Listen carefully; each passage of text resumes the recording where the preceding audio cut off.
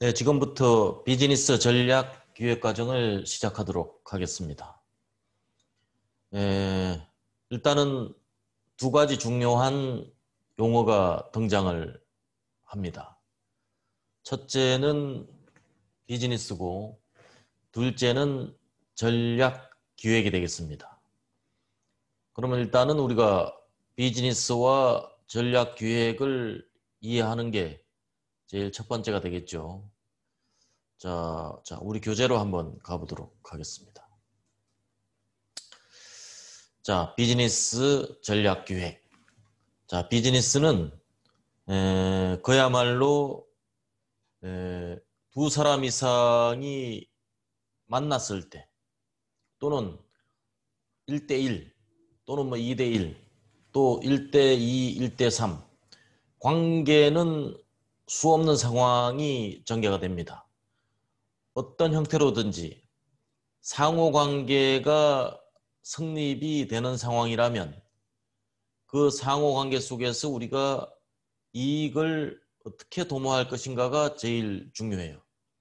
결국은 두 사람 사이에 최선의 그 지혜를 짜내서 서로가 이익이 되는 방향의 그 결정과 어떤 행동 양식이 결정이 되고 거기에 따라서 서로가 합의 과정에 도달하게 됩니다.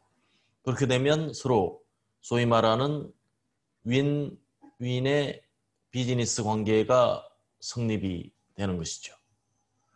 그 다음에 전략이라는 것은 전략 기획이라는 말이 이제 하나로 뭉텅그려진 말인데 전략은 그냥 한마디로 이야기하면 이기는 방법입니다. 그래서 이기는 방법에서 이기는이라는 용어가 들어갔다는 것은 이미 상대가 존재한다는 이야기죠. 상대가 존재하기 때문에 전략이 필요한 것입니다. 상대가 없다면 전략은 아예 필요도 없어요. 그래서 이기는 방법이 우리가 전략이라고 하는데 여기서 이제 기획이란 말이 나옵니다. 기획. 기획이란 말은 두 가지 용어가 합성이 됐다고 보면 돼요. 자, 첫째는 계획, 플랜이죠. 그 다음에 두 번째, 아이디어. 계획에 아이디어를 추가한 것이 기획입니다. 그러면 자, 전략 기획이라는 이야기는 뭐냐?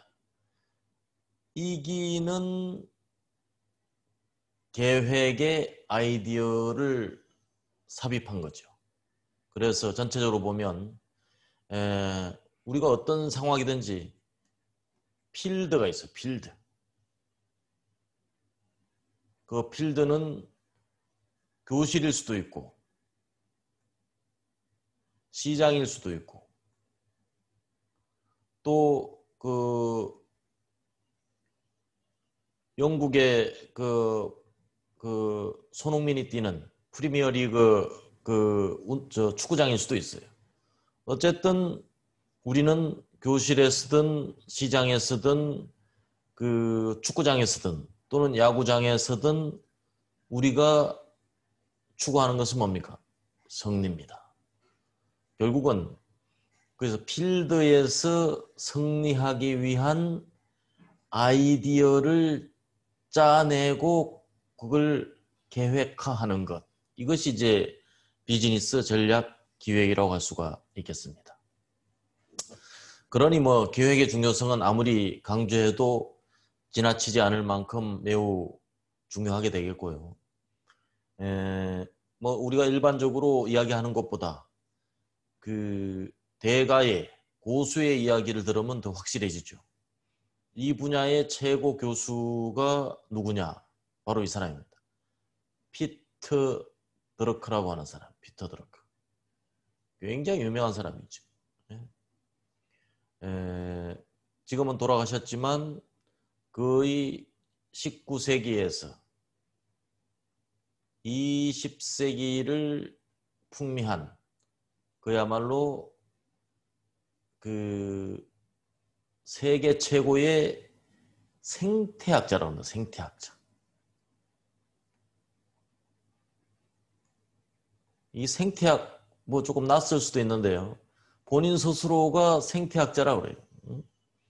생태학이라는 게 뭐냐면 그 동물들이나 또 뭐 사람도 마찬가지. 주로 이제 동물에 주로 이런 말을 쓰죠. 어떤 그 필드에 여기서 뭐 사자도 살고 또 그 기린도 살고 또 뭐 여기에 그 다양한 그런 동물이 서식을 하는데 서식을 하면 주로 이제 먹고 사는 문제가 제일 시급해지죠.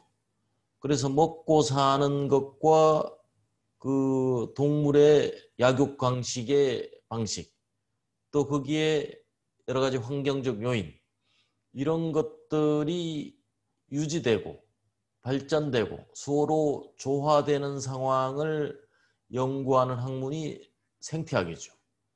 그런데 이분은 동물에 보통 적용되는 이 생태학을 사람 사는 방식에 주로 적용을 해서 연구를 하신 분이에요. 인간 생활의 생태학을 주로 연구했다 이렇게 봐도 되겠어요. 자, 학생들이 장래 그 신입사원이 되면 그 아주 가치 있는 한 가지를 대학에서 가르치고 있어요. 근데 유감스러운 것은 이 중요한 사실을 극소수의 학생만이 그것을 배우기 위해서 열심이다. 그럼 나머지 대다수는 이게 극소수가 열심이니까 유감스럽게도 대다수는 관심이 없다 이런 이야기입니다. 그럼 참 우리로 보면 대단히 좋은 소식이에요. 자, 우리가 지금 그 이제 경쟁 이야기를 했죠. 우리 필드란 이야기를 했고 필드에서 이만한 사람들이 서로 경쟁하고 있다면 이 중에서 요만한 사람들만 이 중요한 사실에 열심이다 이런 이야기죠. 이게 중요한 거예요. 이 열심인 사람이 내가 아니면 불행한 것이고 이 열심인 사람이 나라면 이것은 굉장히 좋은 소식입니다. 왜냐? 이 가치 있는 것을 내가 집중하고 있기 때문에 다른 사람보다 경쟁력에서 충분히 앞설 수가 있어요. 그래서 이것은 뭐냐? 극소수의 학생이 집중하는 바로 이 가치 있는 기술은 뭐냐? 아이디어를 정리해서 글로 쓰거나 말로 표현하는 능력입니다. 결국은 두 가지 기술이 등장하는데 첫째는 글쓰기, 둘째는 말하기. 그런데 보통은 타고난 것으로 생각해요. 타고나서 잘 쓴다. 타고나서 말 잘한다. 아닙니다. 당연히 이제 타고나는 것은 기본적으로 뭐 인정할 수밖에 없는 것이고 그러나 후천적으로 충분히 그 훈련을 통해서 향상시킬 수 있는 능력이 바로 글쓰기 능력과 말하기 능력입니다. 그래서 우리가 이제 학교라는 그런 그 울타리를 벗어나서 학교는 그냥 글을 잘못 쓰면 글을 잘 쓰는 방법을 가르쳐 줍니다. 또 말을 잘못하면 말을 잘하는 방법을 가르쳐 줘요. 그런데 학교라는 그 울타리를 벗어나면 그 다음에는 이게 학교예요. 학교 교문을 나서서 첫 발을 이렇게 디디는 순간 이때 나의 말과 나의 글은 나의 경쟁력이 됩니다. 무서운 이야기죠. 학교 다닐 때는 너 그렇게 말하면 틀리다. 문법이 틀리다. 이렇게 가르쳐줬지만 세상에 나오면 그걸 가르쳐주질 않아요. 저 사람 말을 잘 못하는구나. 저 사람은 글을 잘 못 쓰는구나. 결국은 이게 나중에 어떤 식으로 표현해야 되냐면 저 사람은 매우 능력이 있는 사람이다. 능력이 있는 사람, 능력이 없는 사람, 이렇게 두 가지로 구분됩니다. 자, 여러분은 A와 B 어디에 소속되고 싶습니까? 그러면 오늘 이 과정에 참여한 것은 대단히 잘한 일이죠. 그래서 말이나 글로서 전달하는 능력은 처음에만 중요한 게 아니고 우리가 정말 무시할 수 없는 이유는 뭐냐? 지위가 상승해 갈수록 더욱 중요하다는 사실. 이게 우리가 결코 말하기 능력과 글쓰기 능력을 그만둬서는 안 되는 중요한 이유가 됩니다.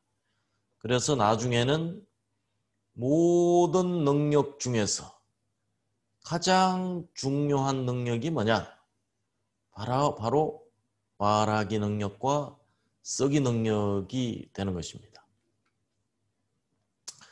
직장인 72%가 문서 작성에 어려움을 느끼고 있다고 합니다. 이건 직장 생활 한다는 것이 직장 생활이 현장에서 라인에서 그저 임팩트로 볼트를 조이고 볼트를 풀고 하는 그런 일을 하는 사람도 있으나 대부분 요새 우리 대학 졸업한 사람이 얼마나 돼요? 그 다음에 대학을 졸업하면 어디서 일하게 되느냐? 이런 사람을 갖다가 우리가 화이트 칼라라 합니다. 화이트 칼라. 사무직이죠. 화이트 칼라 생각나면 뭐가 생각나요? 넥타이, 와이셔츠, 소위 말해서 넥구다이 메고 볼펜 잡고 사무실에 앉아서 일을 한다 이런 이야기. 그렇다는 이야기는 문서를 작성하지 않고는 존재하기가 어려운 그런 직종이다 이런 말이죠. 그런데 72%가 어렵다. 72%는 뭐예요? 10명 중 7명입니다. 그래서 뭔가 대학까지를 공부하면서 얼마나 우리가 말하기 쓰기에 훈련이 덜 돼 있는가를 아주 여기서 상징적으로 느낄 수 있어요. 59.2%는 재작성 요청 경험이 있다. 60%가 60. 이게 뭐야? 다시 작성하세요. 이런 지적을 받았다는 이야기죠. 그 다음에 일반 회사에서는 대리급. 대리가 되려면 어떻게 해요? 대리가 되려면 직장생활 대학교 졸업하고 군대 갔다 와서 대학 들어가면 약 3년에서 4년 일을 해야 대리가 되는 거예요. 그래서 3년 이상에서 4년이 지났고 또 대리 1년차, 2년차, 3년차 그리고 이렇게 회사마다 틀리는데 과장이 되기 전에 그러면 한 5년을 기준을 하면 처음 신입사원으로 들어가서 대리가 될 때까지 3, 4년 과장이 될 때까지 결국은 신입사원 입사해서 거의 지금 입사한 이후에 거의 10년 10년 동안 이 문서 작성이 가장 어려움을 느끼는 걸로 조사가 됐습니다. 물론 이제 요 기간 동안에 어느 정도 훈련이 되죠. 회사에서는. 왜냐? 필요하니까 안 할 수가 없어요. 불편함은 항상 그 필요의 어머니입니다. 필요의 어머니는 불편함이죠. 결국은 불편함이 이런 그 필요를 낳게 되는 거예요. 그래서 직종별로 보면 역시 이제 그 중에서도 글을 제일 많이 쓰는 기획 홍보에서 78점 거의 80%죠. 그 다음에 기술직에서도 거의 한 80% 문서 작성에 어려움이 있다는 이야기죠. 그 다음에 그 중에서 가장 어려움을 느낀 부분은 23.5%가 문서 예문의 부재. 그 다음에 20.3%는 문장력의 부족입니다. 문장력. 그 다음에 16%는 시각적 표현. 이건 그래도 굉장히 좀 훈련이 돼야 되는 그런 거죠. 그 다음에 이제 약 14.6%가 논리적 전개 방식에 대한 어려움을 토로하고 있어요.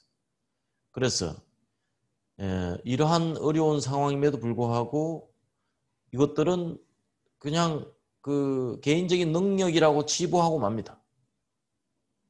개인적 능력이다. 개인적 능력이라는 건 뭐예요?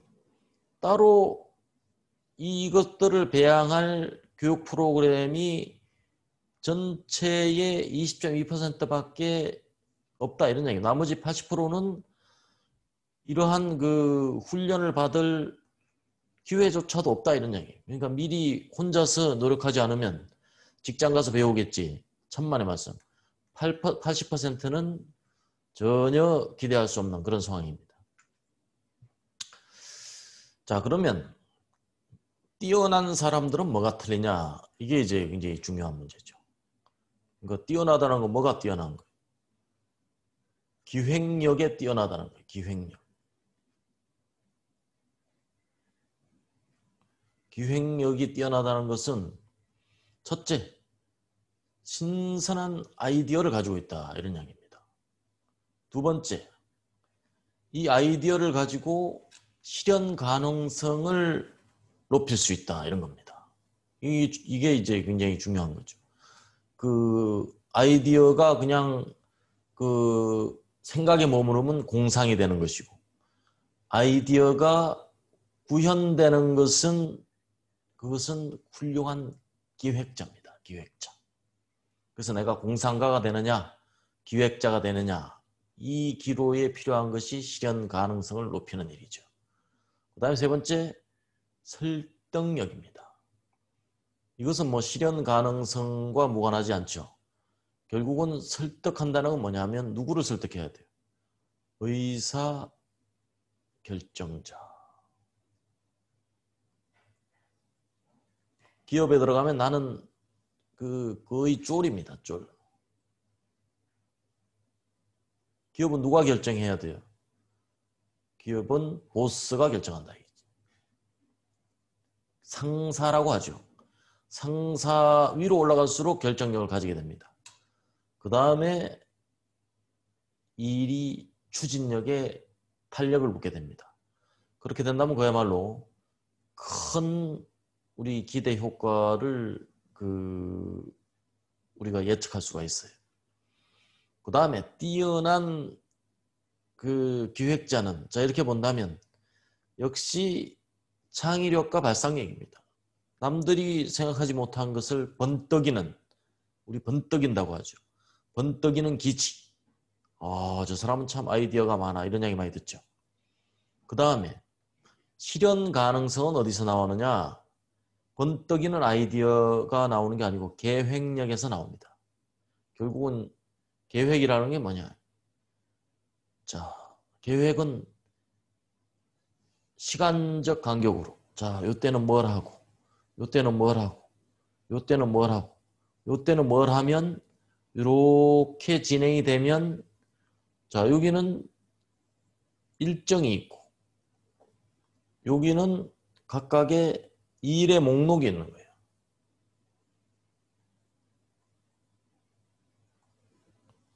실현 가능성이 있다는 것은 단순히 하자가 아닙니다. 오늘은 뭘 하고 내일은 뭐 하고 모레는 뭐 하고 이렇게 가면 이 일은 완성될 수 있습니다. 이게 실현 가능성을 높이는 것이고 이걸 우리가 뭐라 그러냐? 계획력이라 합니다. 그 다음에 설득력이죠. 내가 이런 좋은 아이디어의 계획서까지 담아서 의사결정자를 설득해서 그래 하자라는 사인을 얻어내야 돼요. 그 다음에는 사인을 얻어낸 그 결과를 가지고 현장에서 실행을 하는 것. 이건 굉장히 추진력이죠. 이렇게 실행을 하기 위해서는 그 다양한 행동이 필요하죠. 그래서 기획에 담겨 있는 각각의 항목들이 또 실행하려면 그게 뭐 가만히 있어도 실행되는 게 아니죠. 그 모두 다 각각 진행 단계에 장애물이 있어요. 이런 장애물. 장애물이 있는데 그 장애물을 누가 그 뛰어넘으라고 이렇게 받쳐주지 않으면 내가 이걸 뛰어넘어야 돼. 뛰어넘고 뛰어넘어야 마치 허들을 넘고 그 육상 선수가 달리기를 하듯이 모든 장애물을 통과하면 결국은 모든 일이 완료가 되는 것입니다. 그 다음에 종합적으로 이제 이것을 함축하면 아이디어를 구체적인 기획안으로 다큐멘테이션하는 능력, 이게 바로 뛰어난 기획자의 능력이라고 하겠습니다. 자, 우리 그 흔히 듣던 컨설팅 회사 중에 가장 전략 컨설팅으로서 세계에서 제일 유명한 맥킨지 컨설팅 회사가 있습니다. 최고죠. 세계 컨설팅 회사로서 거의 최고로 비싼 컨설팅료를 받는 그 회사입니다. 왜냐? 능력이 있으니까. 이 사람들한테 일을 맡기면 이 CEO들이 일단은 마음에 들어 해요. 그러면 이 맥킨지 컨설팅이 어떤 강점을 가지고 있길래 이렇게 기업들이 선호하는 컨설팅 회사가 됐는가를 우리가 살펴볼 필요가 있습니다. 자, 첫 번째는 문제와 그 문제를 솔루션으로 이어가기 위한 제반적인 프로세스가 확립됐다. 문제가 있으면 해답은 뭐다. 이렇게 제시하는 사람은 무당밖에 없어요. 그럼 보통 사람은 이 문제를 풀어나가는 프로세스가 확립이 돼 있어야 돼요. 그 프로세스는 이게 여러 가지 절차 속에 담겨져 있는 거죠. 그래서 스텝 1은 문제에 대한 명확한 정의가 먼저입니다. 그러니까 이 문제가 어떻게 정의되고 어떻게 구조화되어 있느냐. 결국은 이 말은 뭐냐면 문제를 분해해서 이렇게 스트럭처링 하는 것은 이렇게 전체 문제는 뭔데 문제를 세분화하면 이렇게 구분할 수 있다. 이런 이야기죠. 그 다음에 두 번째는 데이터 게더링입니다. 자, 이런 문제를 해결하기 위해서는 그냥 직관으로 그건 이렇게 하고 저건 그렇게 하고 그렇게 할 수 있으면 얼마나 좋아요. 데이터가 있어야 됩니다. 세 번째는 뭐냐? 세 번째는 cause clarifying. 이것은 원인을 총망라하는 것입니다. 원인을 찾아야 돼요. 원인을 명확해야 돼.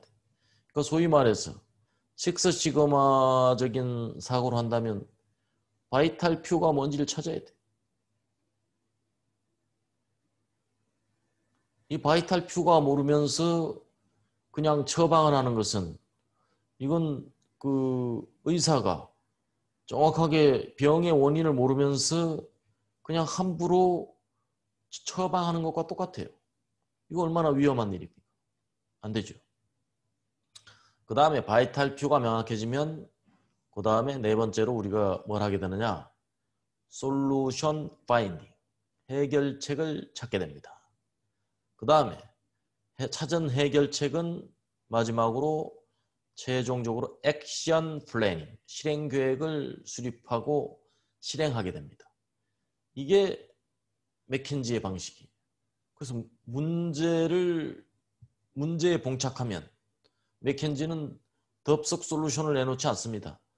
충분히 분석해서 바이탈 퓨를 찾고 그 바이탈 퓨를 검증해서 솔루션으로 내놓게 됩니다. 그러기 위해서는 다양한 도구가 필요해요. 도구. 인간이 그 동물과 차별화되는 것이 그게 뭐예요?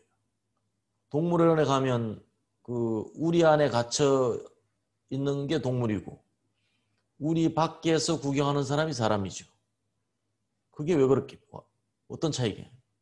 우리 밖에 있는 사람은 도구를 사용할 줄 알아요. 우리 안에 있는 동물들은 도구 사용을 못해서 우리 안에 있는 것입니다. 이 참 엄청난 이야기죠. 그래서 문제 정의 및 해결을 위한 정형화된 분석 도구가 있습니다. 이런 도구를 가지고 있는 사람이 결국은 강자예요. 식스 시그마에서 핵심 인력을 우리가 블랙벨트라고 하죠. 이 블랙벨트의 핵심 능력은 어디서 나오느냐? 바로 이 도구에서 나옵니다. 이 블랙벨트는 이런 도구를 가지고 있다. 연장 가방을 가지고 있는 것입니다. 그 다음에 여기에다 베이직 스킬도 매우 중요해요. 그럼 베이직 스킬에는 어떤 것이 있을까요? 이것은 커뮤니케이션 기법입니다. 커뮤니케이션을 잘하기 위해서는 일단은 첫 번째 브레인스토밍입니다.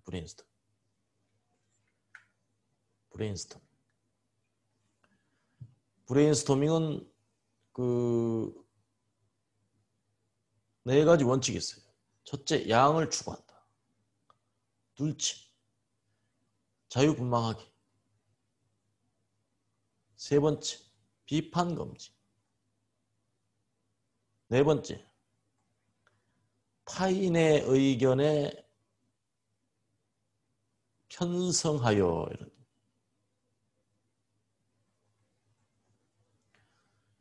혼자만의 힘으로 그 좋은 아이디어가 내기가 어렵습니다. 다른 사람이 어떤 아이디어를 제시하면 그 아이디어를 타고 번뜩하는 순간이 있어요. 그것을 추구한다 이런 이야기죠. 거기에 플러스해서 로직 트리. 요거는 굉장히 논리적 그 전개 방식이죠. 그 다음에 이슈 어널리시스. 핵심을 찾아내는 그런 접근법이에요. 자, 이런 기본적인 도구들과 그 다음에 그 문제 분석을 하는 삼시 분석 이를테면 삼시 분석 있죠. 그 다음에 FAW Force at Work. 그 다음에 스왑 분석 CS.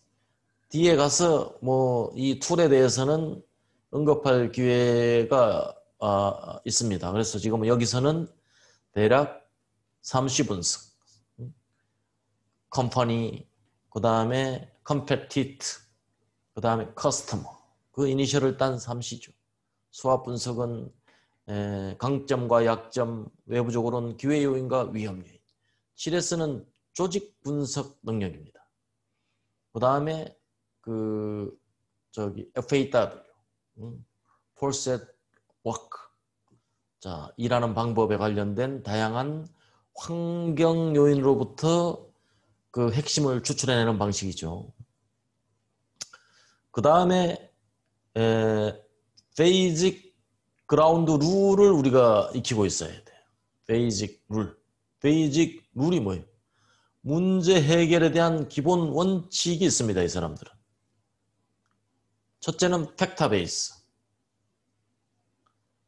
항상 그 팩타 베이스라는 것은 사실에 기초하는 것입니다. 사실. 팩타 베이스의 반대말은 뭐예요? 탁상공론이다.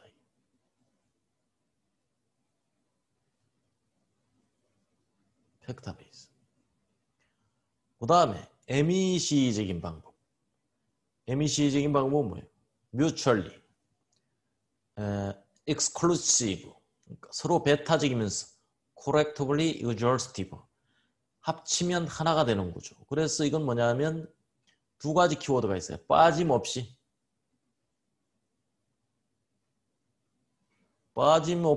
그 다음에 두 번째는 중복 없이. 빠짐없이와 중복 없이란 두 가지 키워드를 가지고 있습니다. 그 다음에 가설지향적 분석을 합니다. 가설지향적이라는 건 뭐예요? 어떤 문제가 있으면 바로 결론을 내지 않고 통계적 가설을 수립합니다. 기무가설과 대립가설을 수립하고 데이터를 통한 검증 결과 대립가설이 맞다, 기무가설은 틀리다. 또는 기무가설이 맞다, 대립가설이 틀리다. 그래서 가설지향적이라는 것은 말을 바꾸면 데이터베이스더라.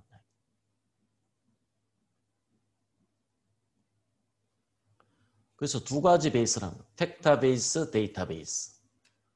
그 다음에 so what, what so. 이거 굉장히 중요해요. so what, what so. 항상 묻는 거예요. 뭐 어째? 그럼 어떻게 하면 되니? 항상 의문을 품는 것. 이게 굉장히 중요한 방식이죠. 그 다음에 문제 해결에 대한 개인적인 자세가 매우 중요합니다. 항상 긍정 마인드. 그 다음에 경험을 중시하고 지식을 중시하는 것. 이게 핵심이에요. 그래서 맥킨지 컨설팅은 이와 같은 문제 해결 로드맵이 정립이 되어 있어요. 그래서 단숨에 직관적으로 문제를 바라보는 것이 아니고 대단히 논리적 절차와 훈련된 도구를 가지고 훈련된 절차를 통해서 솔루션을 제시합니다. 이것이 가장 큰 차이라고 할 수가 있겠습니다. 자, 테스트를 하나 해볼까요? 5점 척도로. 각 항목이 5점입니다. 매우 그렇다는 5점. 그렇다는 4점. 보통이다는 3점. 그렇지 않다는 2점. 전혀 그렇지 않다는 1점이 되겠습니다. 자, 평가를 한번 해볼까요? 기획이란 말에 간단 명료하게 설명할 수 있다. 5점입니다.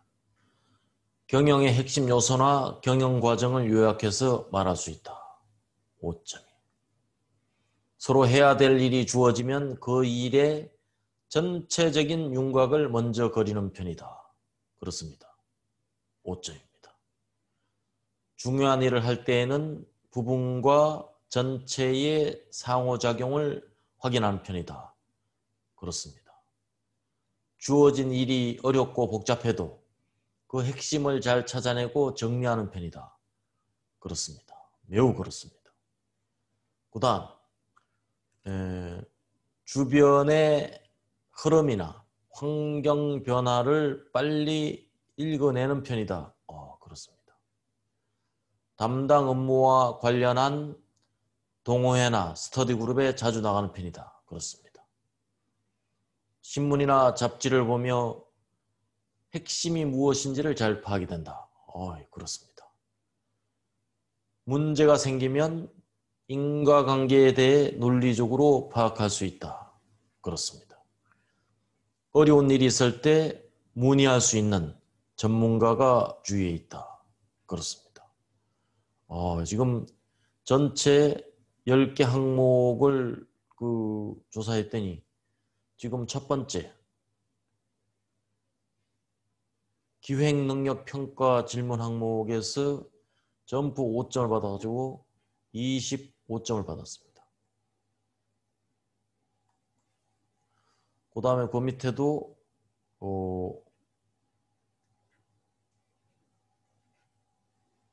25점을 받았어요. 즉